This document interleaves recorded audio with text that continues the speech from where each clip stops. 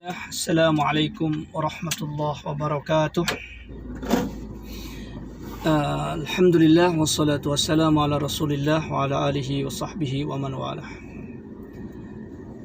Di antara amaliyah Ramadan yang paling sering kita saksikan adalah qiyam Ramadan, yaitu melakukan salat malam di setiap malam Ramadan. Dan ini tentunya berdasarkan satu hadis yang sahih yang diriwayatkan oleh Imam Bukhari dan Muslim.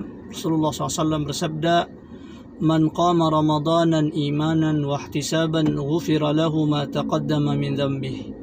Barang siapa yang melakukan melakukan salat malam di bulan Ramadan karena iman kepada Allah, wa ihtisaban, dan ingin mendapatkan pahala, mengharapkan pahala dari sisi Allah, ghufira lahu ma taqaddama min dhanbihi, maka akan diampunkan dosanya yang telah lalu.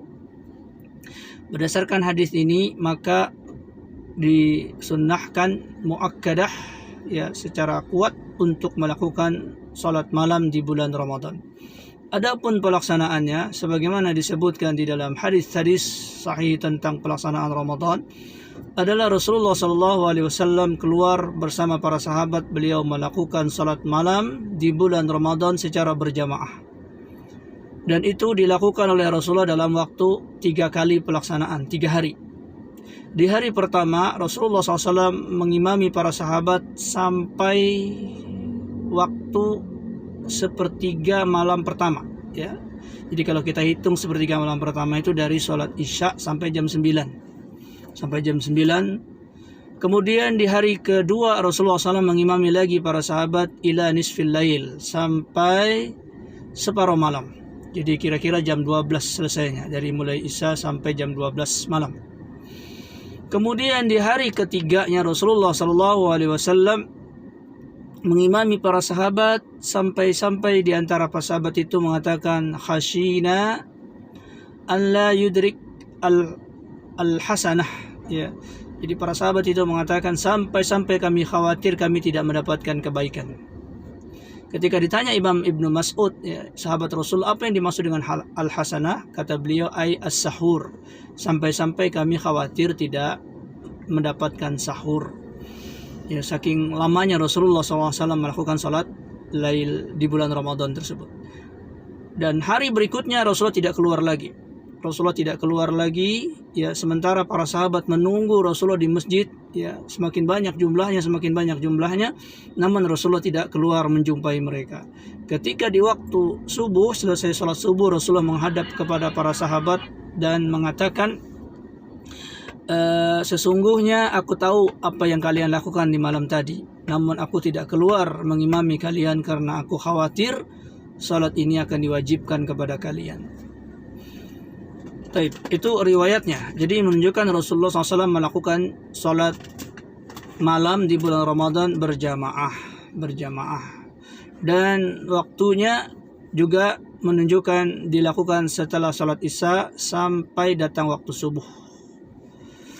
Dan masalah afdaliyah, keutamaan waktu-waktu tersebut adalah berdasarkan kepada kemampuan para jamaah untuk mengikutinya. Bisa setelah Isya, bisa juga setelah salat jam 12 atau sepertiga malam terakhir.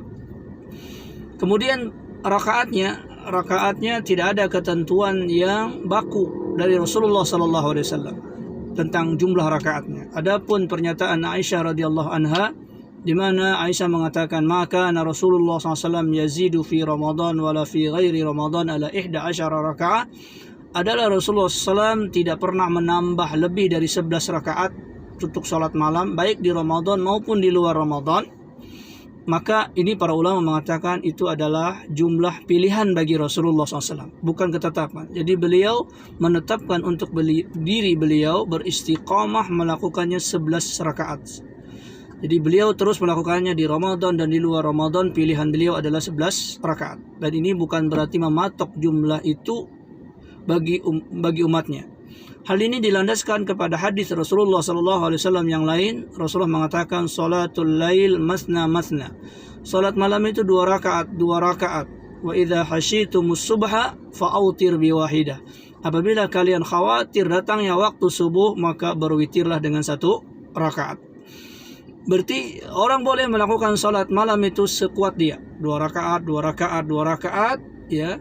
Apa yang menjadi pembatasnya? Tentunya yang menjadi pembatasnya ada 2 hal. Yang pertama tenaga, ya, kalau sudah lelah maka tidurlah, karena Rasulullah SAW mengatakan man na'isa an dzikrihi aw an hizbihi farqud, ya, barang siapa yang mengantuk dari zikirnya maka hendaklah dia tidur. Dan salat itu bahagian dari bentuk zikir kepada Allah Subhanahu wa taala. Jadi tidak dipaksakan.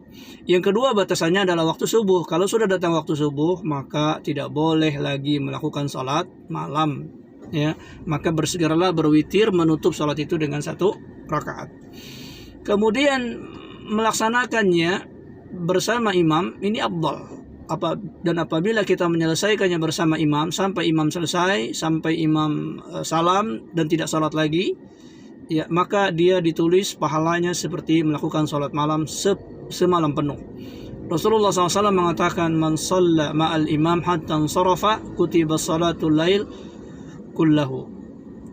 Barang siapa yang melakukan salat bersama imam sampai imam selesai, maka ditulislah pahala bagi dia sebagaimana salat malam sepenuh malam, ya. Ini menunjukkan afdaliyah, artinya kalau dia salat sendirian boleh, kalau dia salat bersama imam maka dia dapatkan pahala yang lebih tersebut, ya. Jadi salat tarawih ini bebas pelaksanaannya dan jumlah rakaatnya, jadi tidak perlu ada klaim satu pihak, 2 pihak bahwa ini yang lebih afdal. Tapi yang paling menjadi bid'ah di dalam pelaksanaan Ramadan ini adalah, atau pelaksanaan salat malam ini adalah, orang melaksanakannya dengan terburu-buru, ya, baik itu jumlahnya 23 rakaat atau 11 rakaat, sehingga mereka melakukannya terburu-buru sampai tumakninah tidak ada ketenangan, ya. Maka inilah perbuatan bid'ah yang terjadi di zaman sekarang. Ya, karena contohnya Rasulullah SAW melakukannya dengan sangat baik sampai berjam-jam, sampai datang waktu, hampir datang waktu subuh. Ini menunjukkan panjangnya salat tarawih Rasulullah SAW. Demikian mungkin penjelasan ini, mudah-mudahan bermanfaat. Aqulu qawli hadza wa astaghfirullah. Assalamualaikum warahmatullahi wabarakatuh.